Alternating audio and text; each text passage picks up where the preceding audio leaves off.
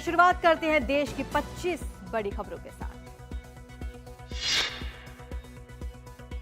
सैफ अली खान पर हुए हमले के मामले में 2 दिन बाद भी अब तक आरोपी को मुंबई पुलिस गिरफ्तार नहीं कर सकी। इस बीच हमले के आरोपी की एक और तस्वीर सामने आई। ये फोटो तब का बताया जा रहा है जब ये व्यक्ति घटना को अंजाम देकर फरार हुआ था। उसके बाद उसने अपने कपड़े बदले, बांद्रा रेलवे स्टेशन के पास उसे देखा गया। इस बीच मुंबई पुलिस की जांच जारी है। कल मुंबई पुलिस ने अभिनेता सैफ अली खान के हाउस स्टाफ से पूछताछ की और उसका बयान दर्ज किया। पुलिस ने इस मामले में 2 दिन पहले सैफ के घर में काम कर चुके कुछ कारपेंटर से भी पूछताछ की है, लेकिन अब तक किसी की गिरफ्तारी नहीं हुई है। सैफ अली खान मामले में मुंबई पुलिस ने करीना कपूर का बयान दर्ज किया। करीना कपूर का बयान उनके घर जाकर पुलिस ने दर्ज किया। इस दौरान करीना कपूर ने घटनाक्रम की पूरी जानकारी पुलिस को दी। सैफ अब लीलावती अस्पताल के आईसीयू से बाहर आ गए हैं। उन्हें एक स्पेशल रूम में शिफ्ट कर दिया गया है। लीलावती अस्पताल के डॉक्टरों ने बताया कि सैफ पूरी तरह से खतरे से बाहर है। सैफ के शरीर के भीतर से चाकू के टुकड़े को निकाला जा चुका है। बीजेपी ने दिल्ली चुनाव के लिए अपना संकल्प पत्र जारी किया। बीजेपी अध्यक्ष जेपी नड्डा ने संकल्प पत्र को विकसित दिल्ली की नींव बताया। उन्होंने महिलाओं को हर महीने 2500 रुपए, गरीब महिलाओं को 500 रुपए में सिलेंडर देने का वादा किया। उन्होंने कहा कि सरकार बनने पर गर्भवती महिलाओं को 21,000 रुपए दिए जाएंगे। 6 पोषण किट भी दिए जाएंगे। दिल्ली के लिए बीजेपी के संकल्प पत्र को अरविंद केजरीवाल ने झूठ का पुलिंदा बताया। उन्होंने कहा कि बीजेपी के पास कोई विजन नहीं है। कानून व्यवस्था दिल्ली का बड़ा मुद्दा है, लेकिन इस पर एक भी लाइन नहीं। केजरीवाल ने कहा कि भाजपा के संकल्प पत्र में सिर्फ एक ही लाइन थी कि केजरीवाल जो काम कर रहा है उसे सीखकर हम भी काम करेंगे। आम आदमी पार्टी ने दिल्ली चुनाव से पहले एक और बड़ा ऐलान किया। अरविंद केजरीवाल ने छात्रों के लिए बस सेवा मुफ्त करने का ऐलान किया। इसके अलावा केजरीवाल ने प्रधानमंत्री मोदी को चिट्ठी लिखी। दिल्ली मेट्रो में छात्रों के लिए 50% छूट की मांग की। कर्नाटक के मुख्यमंत्री सिद्धरामैया और कुछ दूसरे लोगों के खिलाफ ईडी ने मुड़ा मामले में मनी लॉन्ड्रिंग एक्ट के तहत बड़ी कार्रवाई की। सिद्धरामैया और दूसरे लोगों की 300 करोड़ की प्रॉपर्टी अटैच कर ली गई है, जिसमें करीब 142 अचल संपत्तियां शामिल है। ये संपत्तियां उन व्यक्तियों के नाम पर पंजीकृत है जो रियल एस्टेट व्यवसायी और एजेंट के रूप में काम कर रहे हैं। पटना में राष्ट्रीय जनता दल की राष्ट्रीय कार्यकारिणी की अहम बैठक होने वाली है। बैठक में अगले विधानसभा चुनाव को लेकर सभी रणनीतियों पर चर्चा होगी। साथ ही राष्ट्रीय जनता दल के प्रदेश अध्यक्ष के बारे में अंतिम फैसला होगा। अनुमान लगाया जा रहा है कल ही जेडीयू से आरजेडी में शामिल हुए मंगनी लाल मंडल को प्रदेश अध्यक्ष बनाया जा सकता है। लोकसभा में नेता विपक्ष राहुल गांधी आज पटना दौरे पर रहेंगे। इस दौरान राहुल बापू सभागार में आयोजित संविधान सुरक्षा सम्मेलन में शामिल होंगे और वहां 2 घंटे तक कार्यक्रम में रहने के बाद प्रदेश कांग्रेस मुख्यालय सदाकत आश्रम जाएंगे। राहुल कार्यकर्ता न्याय सम्मेलन को भी संबोधित करेंगे।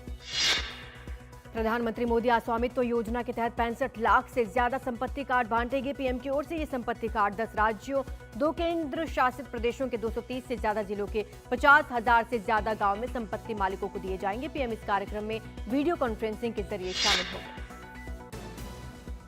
संसद का बजट सत्र 31 जनवरी से शुरू होकर 1 फरवरी को वित्त मंत्री निर्मला सीतारमण बजट पेश करेंगी। सत्र को राष्ट्रपति द्रौपदी मुर्मू के संयुक्त सत्र के संबोधन से शुरुआत होगी। बजट सत्र का पहला हिस्सा 13 फरवरी तक चलेगा। दूसरा हिस्सा 10 मार्च से 4 अप्रैल तक चलेगा।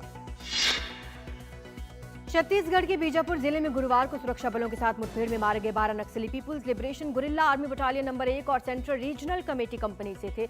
इसे संगठन की सबसे मजबूत यूनिट माना जाता है। पुलिस के मुताबिक मारे गए नक्सलियों की पहचान अब तक नहीं हुई है। बीजापुर में मुठभेड़ के बाद सुरक्षा बलों को तलाशी अभियान के दौरान नक्सलियों की एक सुरंग मिली है। इस सुरंग में नक्सलियों ने हथियार और विस्फोटक बनाने का सामान जमा कर रखा था। सुरंग से हथियार बनाने की मशीन, बिजली के तार, बोतल बम और भारी मात्रा में नक्सल सामग्री बरामद हुई है। एनडीटीवी की खबर का फिर बड़ा असर। बीजापुर में गंगालूर से ननेल शनार तक घटिया सड़क बनाने के मामले में लोक निर्माण विभाग के 2 अधिकारियों और एक रिटायर्ड अधिकारी के खिलाफ एफआईआर दर्ज की गई। इसके अलावा कई अधिकारियों के खिलाफ एफआईआर दर्ज करने के निर्देश दिए गए हैं। 2 अधिकारियों को सस्पेंड कर दिया गया है। भोपाल के नर्सिंग कॉलेजों की जांच से जुड़ी मूल फाइल और दस्तावेज गायब हो गए। सीसीटीवी फुटेज भी गायब है। इसकी शिकायत नर्सिंग काउंसिल ने पुलिस को कर दी है। सरकार ने इस मामले पर जांच का भरोसा दिया है। मध्य प्रदेश में नर्सिंग घोटाले की जो परतें एनडीटीवी ने खोली थी, जिसके बाद जांच शुरू हुई है। कोलकाता के आरजी कार मर्डर मामले में कोलकाता के सियालदाह की अदालत आज फैसला सुनाएगी। अदालत में करीब 5 महीने तक इस मामले में सुनवाई चली। पिछले साल 9 अगस्त को एक ट्रेनी महिला डॉक्टर के रेप के बाद हत्या कर दी गई थी। इस मामले में घटना के एक दिन बाद आरोपी संजय रॉय को गिरफ्तार किया गया था। कर्नाटक में 24 घंटे के अंदर दूसरी बार बैंक डकैती हुई। 5 हथियारबंद बदमाश मैंगलोर के उजलाल के एक बैंक में तकरीबन 12 करोड़ रुपए के सोने, गहने और कैश उड़ा ले गए। पुलिस के मुताबिक 25 से 30 साल के अपराधियों ने नकाब पहनकर घटना को अंजाम दिया। इससे पहले बिदर में कैश वैन को सुरक्षा कर्मियों की हत्या कर 93 लाख रुपए बदमाश उड़ाकर ले गए थे। उत्तर प्रदेश के कानपुर में हिस्ट्री शीटर गौरव जैन के जन्मदिन पर उसके गिरोह ने दहशत फैलाने के लिए जमकर फायरिंग और बमबाजी की। सराफा कारोबारियों के इलाके में फायरिंग की गई। इसका मकसद दहशत फैलाना था, लेकिन अगले ही दिन पुलिस ने 3 आरोपियों को गिरफ्तार किया। बाजार में उनका जुलूस निकाला। टीवी शो धरतीपुत्र नंदिनी में मुख्य भूमिका निभाने वाले टीवी अभिनेता अमन जायसवाल की सड़क दुर्घटना में मौत हो गई। वो 23 वर्ष के थे। अमन शूटिंग से लौटकर घर जा रहे थे। मुंबई के जोगेश्वरी हाईवे पर उनकी बाइक को एक ट्रक ने टक्कर मार दी। हादसे के वक्त अभिनेता बाइक पर थे। एक्टर को अस्पताल ले जाया गया, जहां हादसे के आधे घंटे बाद उनकी मौत हो गई। हैदराबाद मेट्रो ने हार्ट ट्रांसपोर्टेशन के लिए एक ग्रीन कॉरिडोर शुरू किया। इसके कारण एलबी नगर के कामिनेनी अस्पताल से लकड़ी के पुल इलाके के एक अस्पताल तक तेज और निर्बाध परिवहन की सुविधा प्रदान की गई, जिससे एक डोनर का हृदय पहुंचाया जा सका। मेट्रो ने 13 स्टेशनों के दौरान 13 किलोमीटर की दूरी को महज 13 मिनट में पूरा कर लिया।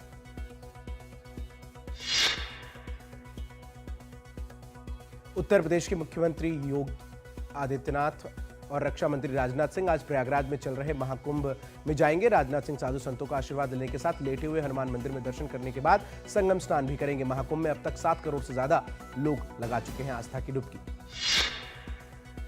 हमास के साथ समझौते को इजरायली कैबिनेट की मंजूरी। इससे पहले इजरायल की सिक्योरिटी कैबिनेट ने इस डील को मंजूरी दी थी। संभावना है कि अब सीज फायर लागू हो सकता है। इजरायल और हमास के बीच पिछले करीब 15 महीने से युद्ध जारी है। इसमें हजारों लोगों की मौत हो चुकी है। अमेरिका में अगले राष्ट्रपति डोनाल्ड ट्रंप के शपथ ग्रहण की तैयारियां जोरों से चल रही है। 20 जनवरी को ट्रंप का शपथ ग्रहण होना है। अब खबर आ रही है कि कड़ाके की ठंड के कारण ट्रंप का शपथ ग्रहण कैपिटल के अंदर हो सकता है। अंतिम फैसला ट्रंप के साथ विचार विमर्श करने के बाद संयुक्त कांग्रेस समिति द्वारा लिया जाएगा। स्पेस डॉकिंग तकनीक में महारत हासिल करने वाला भारत दुनिया का चौथा देश बन गया है। 16 जनवरी को भारत ने उपलब्धि हासिल की। अब इसरो इस पूरी प्रक्रिया का एक वीडियो शेयर कर चुका है, विस्तार से जानकारी दी है। इसरो ने 30 दिसंबर 2024 को श्रीहरिकोटा के सतीश धवन स्पेस सेंटर से रात 10 बजे space docking experiment mission launch किया था।